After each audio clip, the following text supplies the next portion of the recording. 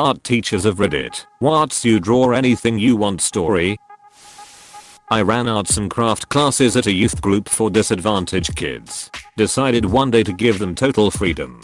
I just put out all the supplies we had and let them go crazy. Kids made some really cool works of art, all very colorful and creative. I was talking to one kid when another asked me to help him spell things for his artwork. I go over to his table with him and he's been making a card for a boy in his class at school. He tells me his friend's mum had just died from cancer and he wanted to make a card for him to cheer him up, but he couldn't spell anything he wanted to write. He was 13 years old and I had to help him spell out something like, "Dear, I'm so sorry about your mum, but I will always be your friend and here for you. Love." I had to help him spell his own name. He made the card totally unprompted. I feel for the guy. He was totally sweet and caring for his friend and really smart. He'd just not got the help he needed. Went home after and had a little sob.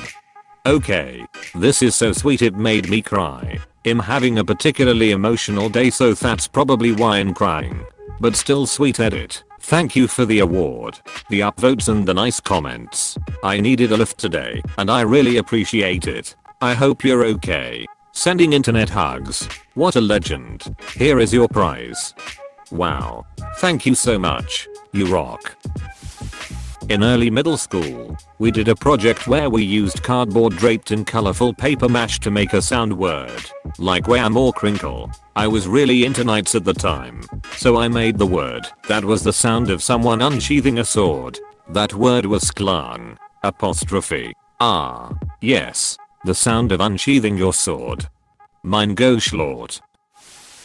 Former student here. We were supposed to do a bit of abstract artwork for a course assignment. My work was a framed square cutout from an old t-shirt I had previously used to help restain an old table. Not only did I get an A on the assignment, but I entered it into a silent auction later that semester and someone bought it.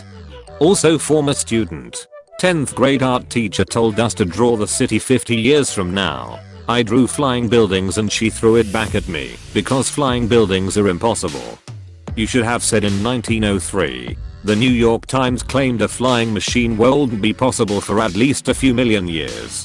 Mere months later, the Wright brothers' first flight took place. 66 years later, humans landed on the moon. It took 66 years to go to space, not millions of years to fly.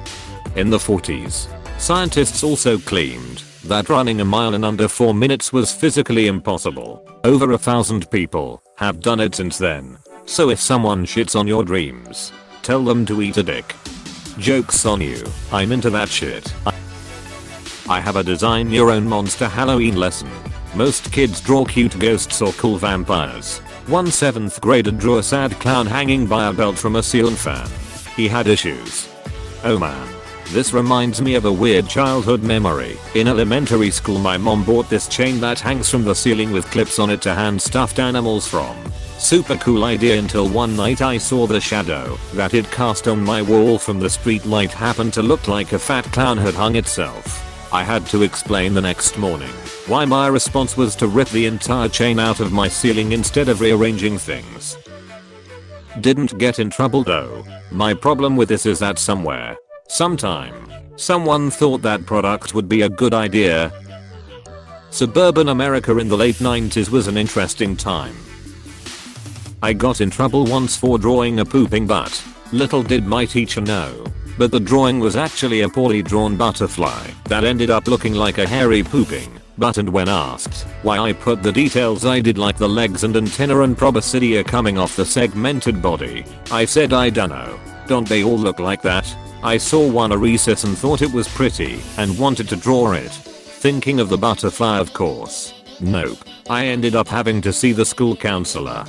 Never assume what kids are trying to draw. Always ask.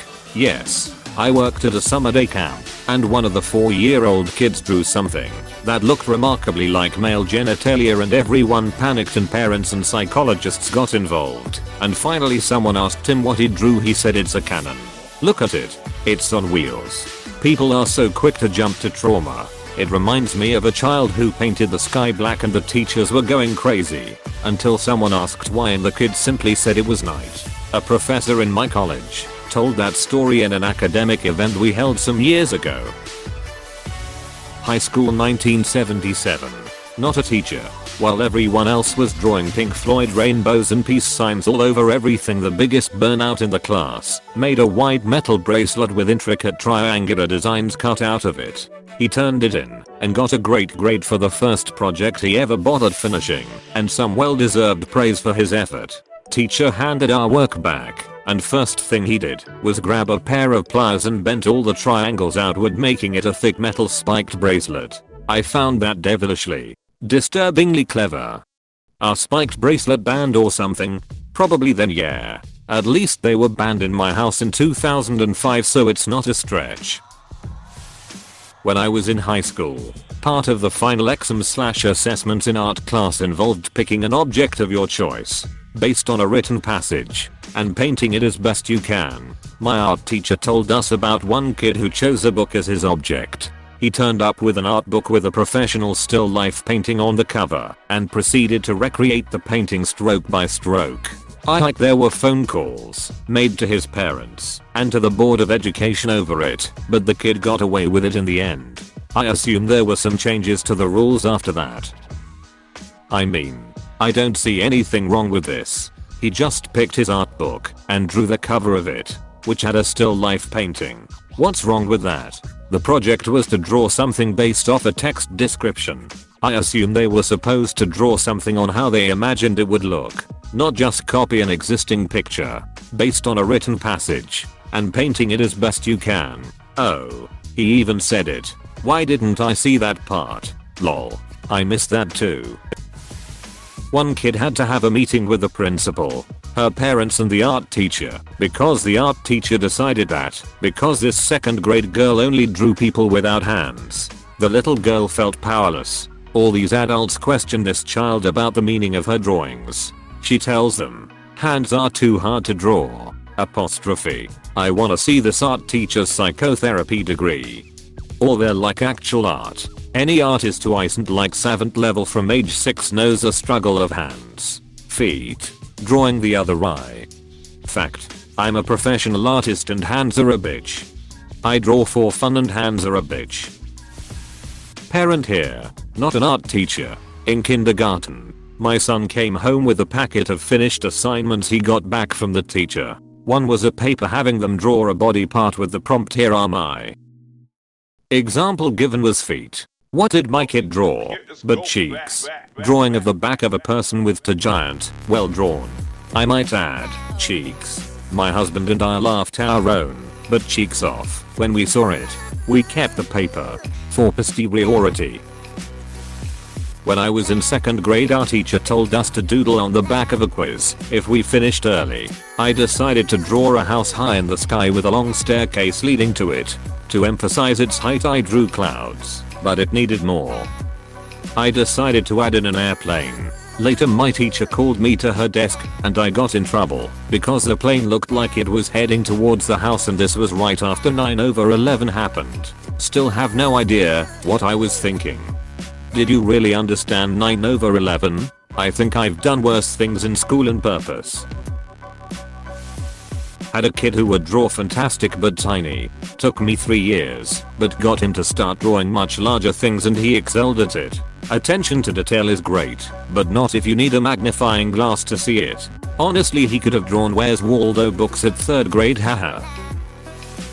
Whenever I got to draw something on my own, I just drew ducking cake. How did the cakes duck? How do cars duck dragons? Life is a series of questions. Go to r/castakingdragons to find out.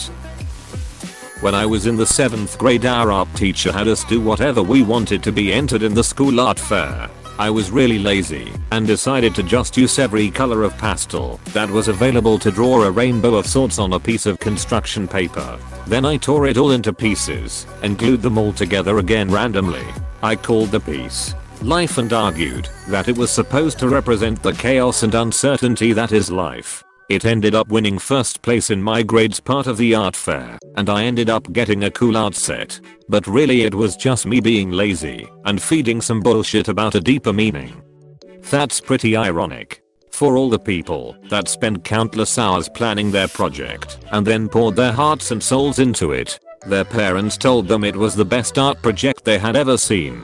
And then life serves up as it always does, and the person who didn't care and was lazy about it wins. Nice. In 9th grade as an end of the year project we could basically draw whatever we wanted, and we had a week to do it.